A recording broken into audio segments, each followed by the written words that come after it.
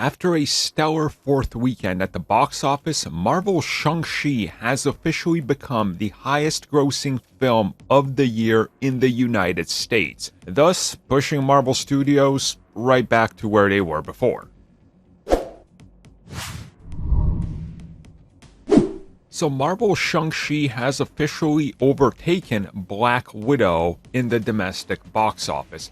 Black Widow held the record for this year with a total of $186.7 million, and right now Shang-Chi, after the fourth weekend, is at $196.5 million, which is pretty good, all things considered. Now, of course, international, this film is not seeing releases in a big market, or at least two of them that I'm aware of, so the bigger picture, the whole, worldwide box office is obviously not going to be as high as it would have been had it secured China, for example. But at this point, I don't think it matters because this film doing these big numbers during the current climate of the world, and specifically the United States, is honestly, it's remarkable.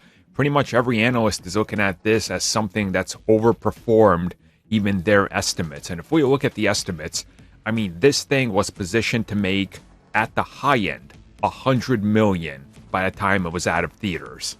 So it's almost doubled that, with 250 domestic now being something that it possibly has a chance at hitting, which again is pretty good. But I think the question right now becomes, do people wait to get this in November as part of Disney Plus? Or are they going to slowly trickle out throughout the next couple of weeks and get it another 50 million, which could realistically be the case. I know we generally all like to talk about the first couple weekends and then that's it.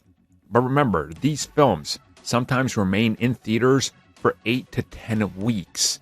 And Marvel Studios typically is on the longer end of that. So it's going to be interesting to see how far this thing does actually go and what its wider reach is in the United States. So all good things. Previously, we had the big report that it was past 325 million worldwide. It's going to be interesting to see how much more it goes. Some people were saying it won't top out at over 350. Again, we'll just have to wait and see. This thing has really just defied all expectations. My guess is it probably has a chance of hitting 400 million. At that point, with a low budget and everything, this thing is going to be just a massive success and a huge win for everybody involved. I would assume this thing is here to stay as a franchise. This is going to be big.